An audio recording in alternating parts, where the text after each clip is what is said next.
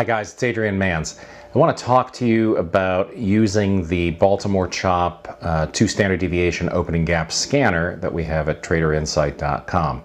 So as you know by now, or you probably know by now, or especially if you took the 2SD gap course, the scanner is the perfect complement to the course that you took, because what the scanner does is presents the data along the logic of the coursework that you've done. So it separates out the gaps by 2 standard deviation into S&P 500, S&P 400, and then news driven. And it also shows you whether or not the headline event, because this is a headline driven strategy, if that headline event was earnings.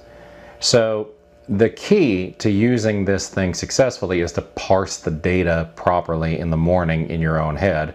And I want to show you some examples from today that really led to me passing on some bigger opportunities in favor of a smaller profit objective because of the data that was on the scanner, and just sort of go over what it was that should have been looked at on my part, right? Because we don't always pick these things exactly the same way, and today was an example of I just sort of fell in line with what was going on in the room and wound up missing a couple trades because of it. So it's always important to think your way through them, and I think by looking at the scanner from this morning, you'll get a good idea what I'm talking about.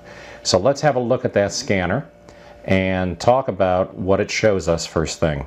You can see here that on the scanner, we've got quite a bit of data that's pulled up for the morning. So we've got Garmin. That's going to be of interest. We have got CVS, right? We were looking at that one. LUV was not an earnings play, so I wasn't focused on that one at all, because the earnings tend to be the ones that get the strongest snapbacks. WIX, W-I-X. And then CVS was on a few people's radar, as was Devon. Very frequently, when traders are looking at the information in this montage, what they focus on is what's going on in these spread columns, because that tells you right out of the gate what it's going to be like trying to get filled. But another factor that you have to look at is the price of the stock, because you know that a high value stock is going to have, relatively speaking, an easier time moving than a lower value stock. And in the case of Devon this morning, right, that's a $31 stock. It also is in the energy sector, which makes for some difficult trading sometimes. That penny spread on open, along with this relatively high volume around the open, had us focusing on this out of the gate. And let's take a look at what my 3 favorites for the morning looked like as they actually played out. If you focused on Garmin, you had your hands full. So this one was a second bar entry, and you can see there's $78.64, and you had an $80.25 target. That's working with the fib expansions the way that I showed them to you in the course. And it does go and make that move right up to that profit objective. Now the question on the Garmin entry is, are you able to get it at the bid? Because in order for that to be a successful trade, you had to pick the stock up at the bid on your entry because of that big spread. So the next one that was of interest was WIX. And WIX, in this case, we had a pretty standard looking entry. Okay. And a target at the open of the first bar of trading.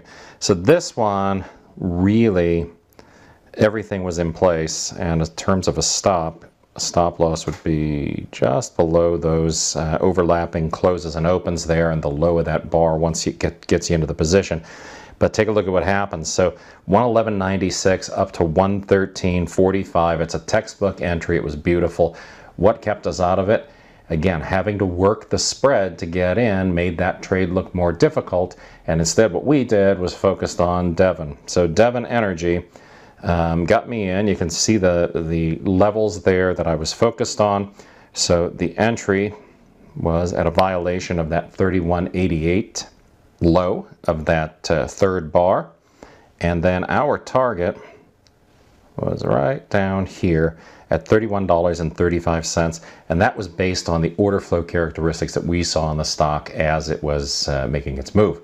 So we're looking at the open book, we were looking at the volume by price data, and really this one, given that we had a stop that was very tight up at 32.10, this wound up looking like it was going to be just the cat's pajamas in terms of a trade, right? But $31.88 down to $31.35, so 53 cents per share traded versus what was available on some of those other trades.